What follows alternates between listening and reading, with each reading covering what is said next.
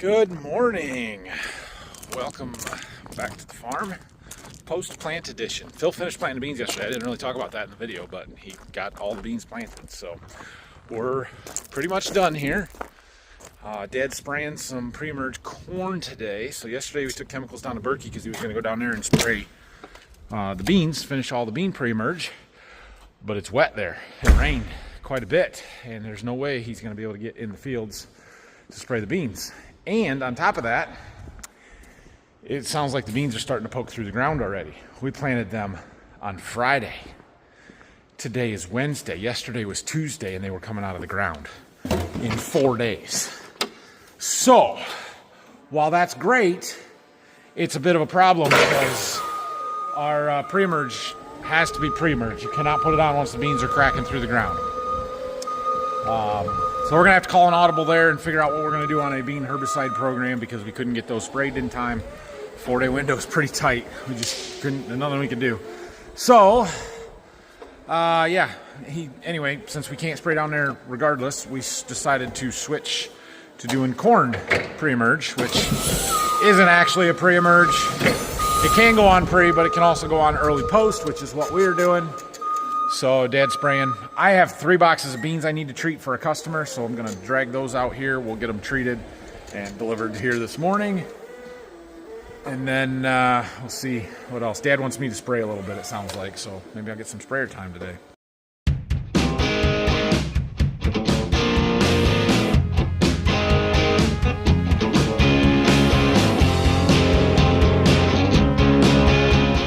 Got my 3 boxes treated. We got them loaded up. We're gonna go get these delivered. I just got back from delivering those beans and Dad was loading a sprayer. He was having some trouble with our chemical inductor stack here. This thing has worked really, really well all spring.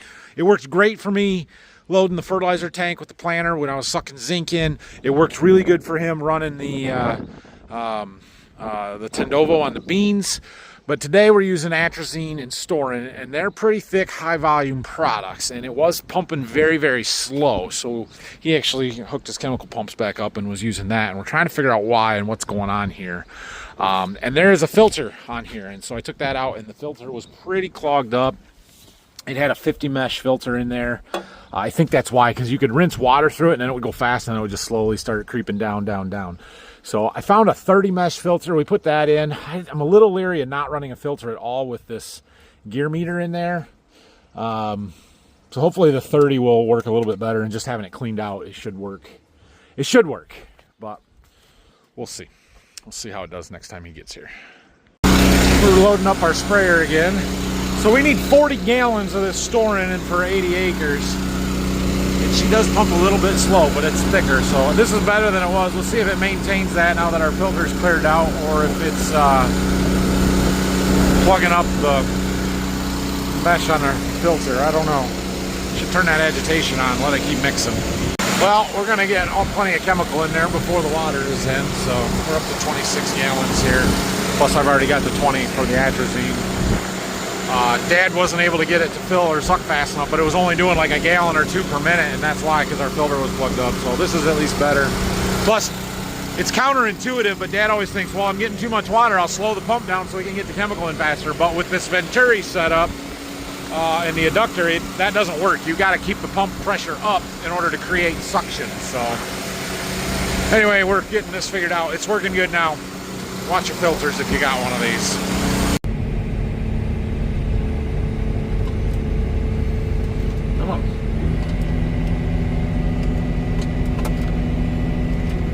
There we go. All right, we are gonna spray some corn pre-emerge. I've never really done much of this. Dad's always done the spring spraying, and I do the summer spraying usually. So this is different for me. We've got to cover the whole field because anything we don't spray will get weeds in it, guaranteed. So back into all the corners. This one's sort of a tricky little field here with some spots to go around. Let's see, what does it look like? It looks like, nope, we're in the wrong field. All right, we got to set this up. Let me get everything set up here and then we'll show you. All right, we have made our perimeter here. I think we're good. So with 120-foot booms, we're 2 planter passes, right? The problem is when you start along the edge, why is this not following? Oh, I know why it's not following. Okay. When you start along the edge, you're like splitting planter passes. So I've skipped over to line up with actual wheel tracks from a tractor, planter tractor here, so that we're not, so we're running in the same tracks as the tractor, which is already compacted. It's much easier to follow and to find, and yeah, it just makes life easier. So we're doing that. Well, because I planted these fields using the auto path on this one, it does not match my guidance lines that are saved in this display, and I do not have the auto path capable display in here, the one with the activation for it. So we might need to switch that, but so I'm not running auto path. I don't have a good auto path line or auto steer line, so we're hand driving it. It's okay. Most of this corn is starting to poke through enough that I can see the rows to drive between them and stay off it. Plus we're following planter tractor tracks, so it's not terrible. Next field, we're doing the plot field here, and we're actually going across the rows. Rows go this way, we're gonna spray it this way. A couple reasons for that. One, it's the more efficient way to farm this field. Yeah, you can see the outline of it there. Two, I don't want to run on the rows of any of the plot entries, and so by going across the rows, it hits all of them equally the same, which makes it a more fair comparison, let's say. So that's why we're doing that. The other thing we've got to watch for in this field, one, I had to spray around where the pumpkins are going to go, and two, we're going to put that grass path back in here, grass path, and if I spray that, the grass will not grow. So I sprayed a pass here, I sprayed the pass along the road, and I left a 10-foot gap right there that is unsprayed so that we can grow grass in there. Loading up again, putting 100 acres worth on this time. We needed some fuel in that anyway. And this tractor's sitting here with my good G5 monitor in it, which I wanted in the bean plant tractor, but we're done planting beans, so I'll swap them. So now we're, with this other monitor, we can run our auto path, and I've got the auto path rows set up, so it's using the data from the planter, the GPS receiver on the planter, to draw lines for the sprayer to follow that follow the corn rows. No matter where I drove, whether I was auto steering or not, it's going to follow the corn rows line of best fit. Problem is that's straddling planter passes rather than following the tractor tires. So like we'd need to be over 30 feet. I don't know, I was gonna try and I didn't in this field. I'll do it in the next one. I'll try and see if I can shift that over and if it'll move all the auto path lines. I think that might work, but I'm not sure. In the past, there's been some limits to how much you can shift an auto path line. So as long as the sprayer can follow it in the soft dirt and stay off the rows, this works okay. But the reason we like staying in the tire tracks from the tractor, from the planting pass, is one, it reduces compaction because you're keeping it all in one spot instead of spreading it out, and two, the ground is firm, so especially if it was wet, you can drive on those much easier than you can in the soft, basically untouched since tillage dirt between the rows. So that's what we're doing here. It's working okay. When we get on the other side of the lane into a different field, we're going to try shifting it over and see if that works. Sure is faster spraying with this sprayer with 120-foot booms at 13 miles an hour than it is with the drone. That's all right. Two different tools for different purposes, right? They both spray, but not the same thing. When you need to cover acres, this is the rig. It is pretty awesome when you can start on the far side of the field and your passes come out perfect. Cool. All right, so we're wrapping up this field. Like I said, we're going to jump across the lane here and try and run the auto path again, but shift it to where we're on the planter pass tracks. Let's see if that works. This is one of the fields, both of these are, that we sprayed with the drone, the wheat stubble, volunteer wheat. And this one got a little big on us. I should have sprayed it a lot sooner than I did. And I was saying earlier, I'm not sure how good a job the auto path is doing staying off of the rows, but gosh dang, I don't know if I can do any better. Because I can't, you can barely see the rows here where we're at, and I would be struggling to hand drive this one right now. Now here, where we can see our tracks from the planter, I can hand drive that a little bit. And our auto path, not gonna let us shift it over. So if you want to stay on the planter tracks, you can't use auto path. Got it. John Deere, that might be something you want to think about updating, because it's way nicer spraying on tracks that are already established than splitting planter passes. All right, I got that field done. Both of those fields. It says we've got about 40 gallons left in our tank. Not enough to really do anything, so we're gonna head back to the farm. I don't know if Dad's gonna be back where he can run this some more or not. I never got lunch. It's almost 3 o'clock, so I'm kind of hungry. But whatever. We'll keep spraying if we can. Somebody will. Well, Dad is gonna spray. I talked to him there for a little bit, and yeah, we're gonna keep going on this. Sounds like we're gonna have to call an audible at the beans in Berkey. They're coming up out of the ground already, I think. So he wanted me to go down there and look at what I thought today, and see if the ground conditions have improved enough that we might be able to spray down there. But if the beans are already coming up, it really doesn't matter. We can't spray them with the herbicide that we were planning on, so we're gonna have to figure something else out anyway. In which case, we need to bring that trailer with all the chemicals on it back, because it has some corn herbicide on. We were gonna spray while we were down there, but there's more than what we need for there, and we're gonna need it for here. And so I'm gonna go down, we're gonna look around a little bit. If the beans are coming up at all, or it's way too wet to be able to spray it tomorrow, we're gonna bring that trailer home. Made it down to that first field of beans we planted at Berkey. Let's take a look and see what we got. You can definitely see it's wet on top here. We had some rain, but it's firmed up a lot. I don't know. I don't know that this is too horrible bad, and probably could be sprayed tomorrow. The question is, are the beans poking through? Because if there are beans poking through, we cannot spray it with the pre-emerge that we had planned. This is one of the fields. This was the first one we planted. So this one got split planted. We planted it once, and then we moved over and we planted it again. So I kind of want to see if the beans are coming. How do they look? Get out off the ends and where we planted along the side there. So yeah, now we got our straight angle and rows. Okay, let's look a little closer. And right away we can see we aren't spraying this with anything with metribuzin in it. It's not every one yet, not a lot, but I bet by tomorrow there'll be a lot more. You see some over here, right there. So that's our row, that's our 30-inch row. There should be some in the middle, but look at all this trash and cornstalk residue we got here. If we move some of this stuff out of the way, can we find any beans? Yeah, that's what I'm afraid of.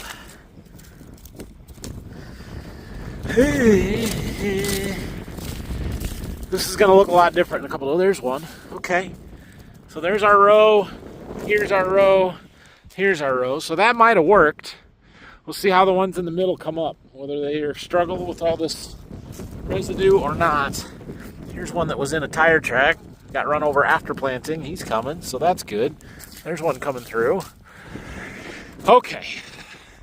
Well, that tells me what I needed to know here. We need to run back, or we'll go. Would the stuff planted a day later into no-till conditions be any different than this planted a day sooner into worked conditions? I doubt it. I doubt it's any different. We can go look at it, but I bet it doesn't matter.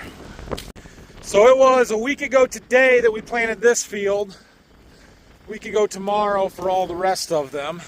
They were gonna get sprayed today or even yesterday, but it was too wet. That's just the risk you run when you have to have a pre-emerge herbicide that has to go on before the beans come out of the ground. Now, we could have sprayed the pre-emerge soybean herbicide before we planted. Could have been done. But we don't like to do that where we're gonna do tillage, because then it messes with your chemical and where it's at, and I don't know. Some of them are okay that way. Some of them I don't think it's a good idea. I don't know.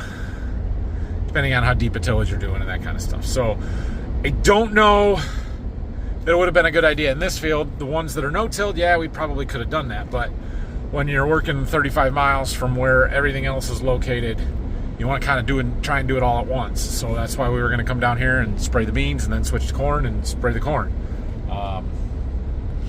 That didn't happen. So now we get to have fun fighting weeds all year, but we'll figure it out. Let's go out here and see about the corn. Got a little water in our driveway. We definitely had way more rain here than we had back at home to Waldron, so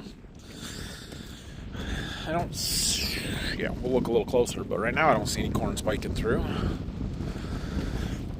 Alright, let's look. Ground's soft, very mellow. Nothing spiking through yet. Flip some crust out of the way. See if we see any spikes. Oh, right there.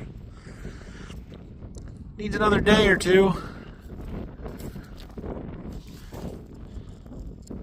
They're coming. Corn's not up yet, though. Cool. So this ground down here is a little different than the stuff at Waldron.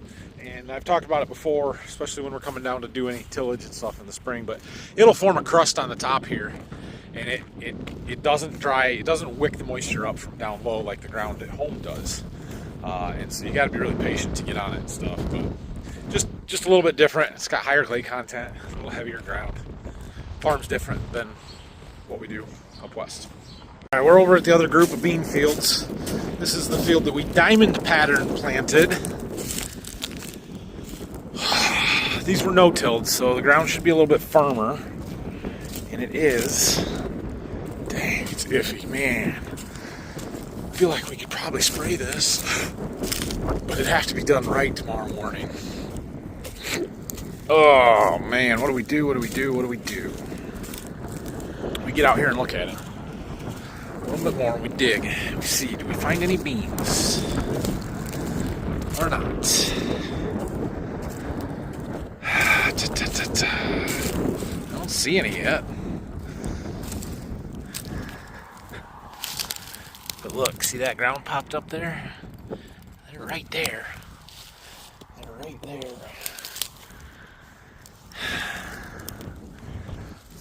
Oh man, I'm gonna have to call Dad, see what he thinks. I have no idea where our rows going this way are. I can just see the ones going this way. Huh. I'm gonna walk over here across the road. That was the field we planted in the morning. This one was the last field that we planted. I think this one could be sprayed, and I think it could be done tomorrow morning. Man, I don't know. I grabbed the trailer because I thought we weren't going to do any after looking at that first field. But maybe it's just the first field that we can't do. If we come down here and do these first thing, we could at least get the good herbicide on a couple hundred acres. And then just have to figure out that other 78 acres there. But most of them would be done good.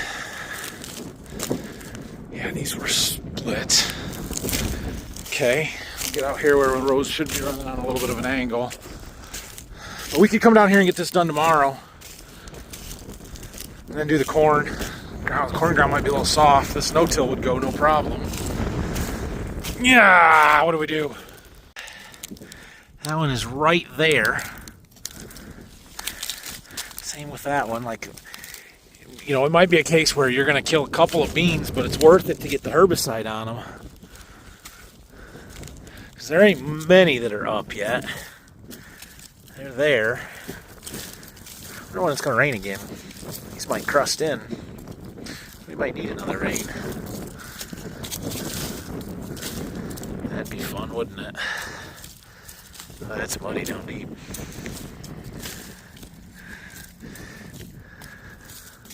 I have to come all the way back here to replant beans. That would suck. Alright, I called and talked to Dad. I walked around those fields quite a bit. There are very, very few beans that are cracking the surface. And so I think we can do it, but we have to do it tomorrow morning. I think the ground is firm enough. We'll get across it with the sprayer okay. So, we're going to take our trailer back and go park it outside where Dad can get to it. He's going to come down in the morning and get the bean sprayed. We're going to try and do the corn, but we'll see. It's supposed to rain again tomorrow night, I guess. So it needs to happen. It needs to happen tomorrow, and that saves us some headaches later on in the year if we can get this done in the morning. So the only thing that we really have that would be time sensitive is these beans, right? The corn, while we need to get the herbicide on, the cornfields are very clean. We start very clean with our tillage pass, and so we don't have anything growing there that we're worried about getting too big, getting out of hand. And the corn herbicide is safe up to 24-inch corn, I think. Like, we have time to spray that storing. We don't have to be in a super big hurry and feel like we have to get that all done right now. So if worst case scenario is we get down here, we spray those beans, and then we get rained out, or we can't get the corn done and the sprayer sits here until the middle of next week, it's okay. That's not the end of the world. The only other variable and thing that we're going to need to consider is wheat. We need to start looking at our wheat. A lot of the wheat is starting to head out, especially as you come east here, but ours isn't quite as far along. But we need to get head scab fungicide put on the wheat probably sometime next week. We're going to need a sprayer to do that. Now that I can do with the drone. All right, we got that emptied. Let's talk about the drone a little bit since I brought that up. A few people had mentioned why not spray the pre-emerge with the drone. While that's certainly a possibility, it's not a great idea. It's not something that I want to do. While I think the drone does a phenomenal job and we've had really good coverage and success with it so far, it's hard to get field edges. It's hard to make sure that you're getting 100% perfect coverage, exactly the right rates on every acre. And so with something like a pre-emerge herbicide, where any skip, any misapplication is going to show up and it's going to hurt you, using the drone is not the best application for that. In an absolute pinch, we could and would think about doing so, but it would take me all day to cover those kind of acres. It's been windy all week, like way too windy for the drone.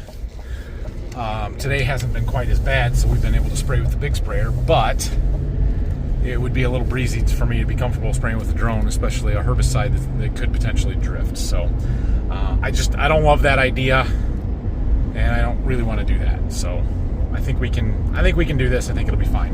I'm gonna get back. We're gonna look at our prefix and see what we've got. I think we've got enough to do that 80 over there, which should be fine. So yeah, that's where we're at.